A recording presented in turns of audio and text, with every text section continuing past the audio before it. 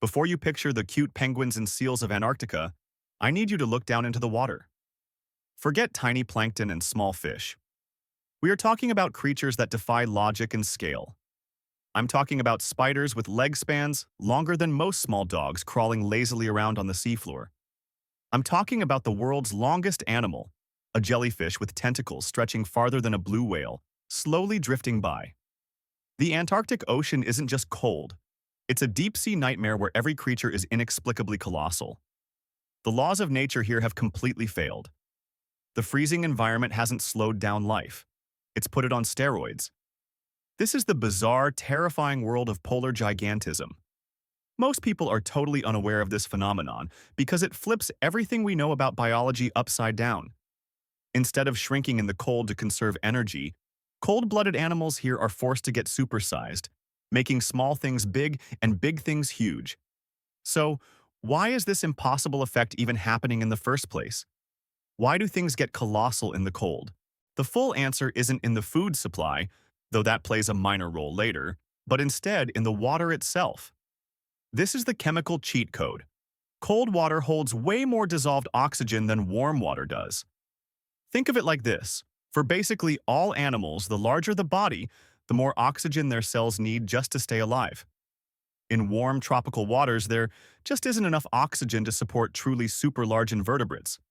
The water physically can't deliver it fast enough, acting as a hard size limiter. But when you live in water that is close to or even less than 0 degrees Celsius, which only happens because of the salinity, preventing it from freezing solid, there is, for all intents and purposes, unlimited oxygen. The size limiter is broken. Over millions of years, evolution was given a bizarre, simple choice. Get bigger or die. But there's a critical second part to this. Because the water is so cold, the animal's metabolism also slows down massively. When your body is running in slow motion, large bodies actually become more efficient at retaining energy and heat than small bodies. They burn less energy per raw animal mass. They can afford to be massive, slow, and built like tanks. The ultimate low-energy, high-oxygen survival mode. This is the perfect, terrifying recipe for monsters. And to truly appreciate the absurdity of this effect, we're going to rank the most ridiculously huge animals, starting with the least stupidly large and working our way up to the ultimate king of the colossal deep. We start with an animal you need a microscope to fear, but its story is pure polar gigantism. Copepods are a type of plankton, small crustaceans, and most tropical versions are so small you can barely see them, usually less than a millimeter long. They are the dust of the sea. But the Antarctic copepod is the colossal version of plankton, reaching up to a full centimeter long. That's big enough that you could actually see it swimming with the naked eye. In the world of zooplankton, this is an absolute behemoth, nearly 10 times heavier than its tropical counterpart. This is a foundational example that proves the rule. Even the tiniest creatures in the Antarctic get scaled up to ridiculous proportions. But if plankton behemoths don't frighten you, perhaps something with 50 arms will. Our next monstrous example, the Antarctic starfish, is another level of freaky. Normal starfish, like the ones you find on a warm water coral reef, usually have 5 arms and live for about 5 years on average. They are predators, but typically stick to clams or mussels. The Antarctic starfish are on another level of freaky. They didn't just grow larger due to gigantism. Evolution literally started stacking on as many arms as it felt like. One notorious species, Lebidiaster annulatus, can have over 50 arms instead of the normal 5. They are ginormous, brutal, and will literally eat other starfish to survive. Whoever has the most arms wins the fight for supper, I guess. But here is a key indicator of the polar gigantism at play. These starfish can live for over 40 years on average, demonstrating how massively the cold environment slows down their growth and reproduction cycles. It takes them decades to complete a life cycle that warm water starfish rush through in half a decade. Speaking of elongated horrors with impossibly slow lives, the effect of polar gigantism is so powerful, it's also created the animal that holds the record for the longest animal on Earth, the lion's mane jellyfish. Now, when you compare the length of the lion's mane tentacles to a blue whale, the largest animal in terms of mass, you can see that the jellyfish is notably longer. A specimen washed ashore in 1870 with tentacles measured at 120 feet, 37 meters long. Compare this to a jellyfish in the same genus, like the blue jelly, that lives in warm water. It is minuscule. The blue jelly was never forced to become massive because it didn't have the cold water cheat code.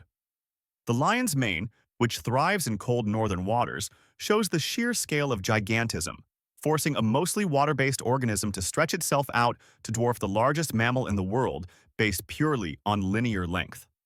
If a 120-foot-long curtain of stingers isn't enough to make you look away, maybe this will. Our next monster combines the unlimited oxygen rule with the nightmare of a spider. This is where the fear truly sets in. A normal sea spider found in a coral reef is about 1 to 2 centimeters across.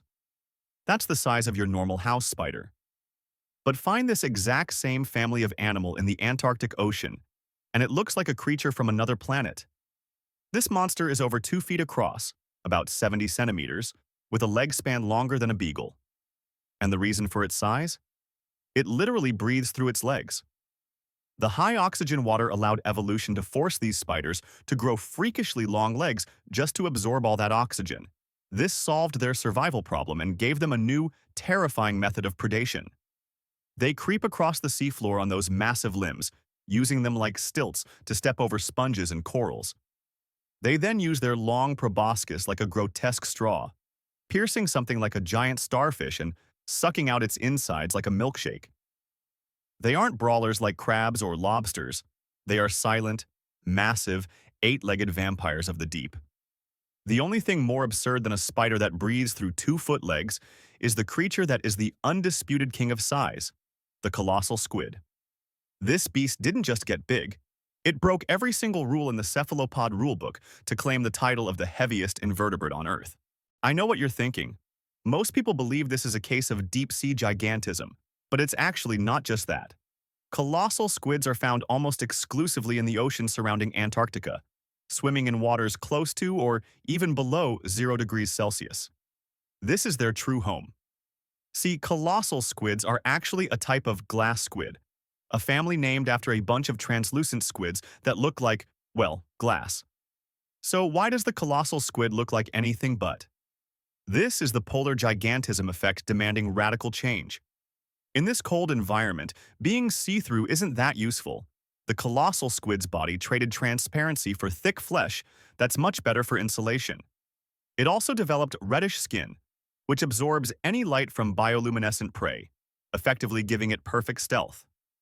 When you're this big, you don't really have any predators besides the occasional sperm whale, so your body is designed for sneaking up, not sneaking away. But the size itself, the fact that this monster is the heaviest invertebrate on Earth, clocking in at over 1,000 pounds, which is double the weight of a giant squid, is the result of a scientific anomaly. The colossal squid is a rare case of double crossover gigantism, combining the intense size boost from the cold, high-oxygen polar waters and the deep-sea environment. That double dose of evolutionary pressure is what created the creature that redefined size in the invertebrate world. While I would never want to encounter one of these frost giants face-to-face, it's kind of sad to think about. These creatures are living relics from a different frozen world. And regardless of their terrifying size, they pose zero threat to us. Total human deaths from colossal squids is 0, because no one's ever been attacked by one. But the effect that cold has on evolution is perhaps one of the strangest and most unexpected reasons for gigantism the world has ever known. Freeze the ocean and life won't die. It just gets giant. Thanks for watching, and if you want to see a video about the world's deadliest jellyfish, check it out here. The most dangerous one isn't actually the lion's mane,